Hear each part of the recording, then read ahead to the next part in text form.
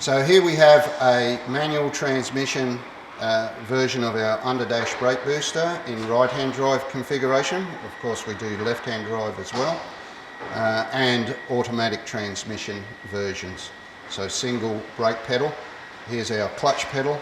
The only thing I have to warn customers about, they are a little awkward to bleed the clutch, and we'll show you the process of doing that in due course.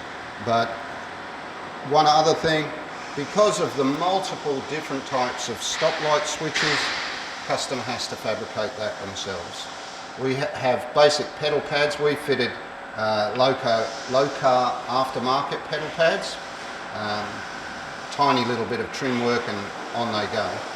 You can use standard Mustang or Falcon pedal pads on either manual or auto, and that allows you a great range of different types of options that are available on the aftermarket.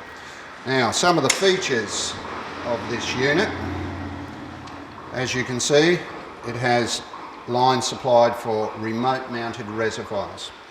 The inlet port for the front brakes is closest to the booster, and the rear one, of course, is for the rear brakes. So, and they're marked on here now. So all of these are common available service kits. You can buy the brake rubbers from almost anywhere, and that means that you've got a unit that's going to last a very long time. All of the clevises are double clevises for maximum strength. Also, they use spherical rod ends, again for maximum articulation and movement. And we have questions sometimes about the small booster. Does that provide enough? And the thing about any braking system is it's a combination of three things. Bore size on the master cylinder, which is 1 inch.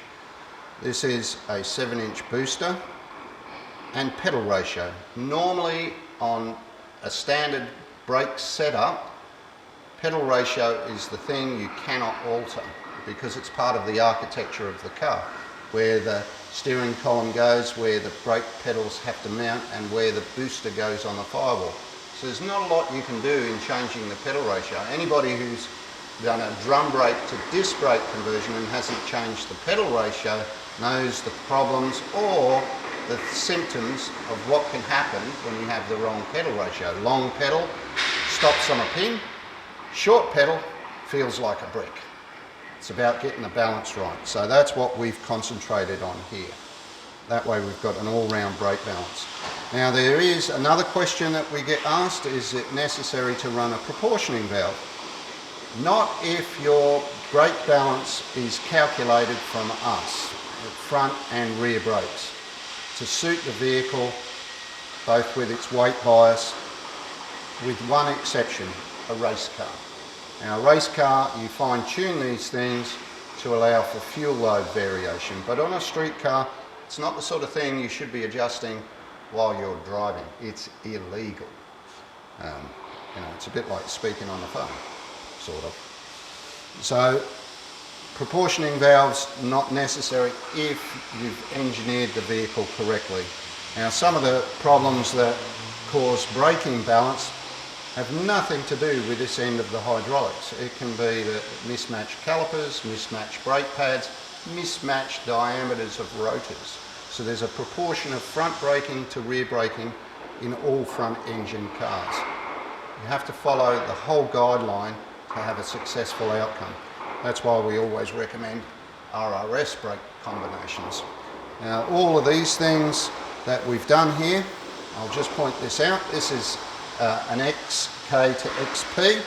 So this is our dashboard mount, our firewall mount. It's configured in two ways, one for earlier model Falcons and one for XP. XP has a unique firewall mount, a 2-hole vertical, and all of the earlier ones have a 4-hole setup. And you'll find that as you go through the different models that we have, each one of these adapters is to suit the specific vehicle. If it's a left-hand drive, this booster is on this side, all different mounting configurations. So it's a mirror of this. So let me show you how it fits in there. Okay, there's a number of considerations when you're doing an install of something like our underdash brake booster. There's always making sure the wiper arms, particularly if there's something custom about it, are not fouling on it, whether it's left or right, that you haven't got wiring that is going to get caught in any of the mechanisms. There's very little real estate left underneath this side of the dash once you've got this fitted. One of the problems is the air vent. Typically we blank that off. In this car it doesn't matter because we've got a vintage air integrated air system going in, but you do have to consider all of that.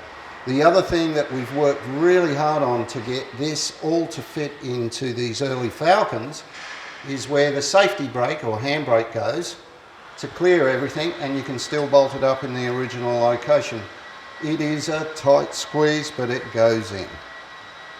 The number one reason for having an underdash brake booster is you free up all of this engine bay real estate. So a big motor like a Coyote 5.4, you couldn't fit it in if you had a conventional booster and master cylinder. And it allows easier access to things like the headers, the steering gear, whatever it is in this area. So now you've just got remote reservoirs. You can hide those away if you choose to make an even cleaner engine bay. But I like everything for a road car. So the whole idea of what we build here is cars for driving, superior driving.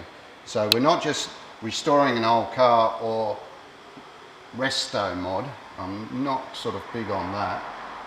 The whole idea is to use modern technology, upgrade the whole underside, ideally with a late model valve drivetrain, and that way you've got something way better than an Audi, a VW, a Porsche, or any of those other types of vehicles.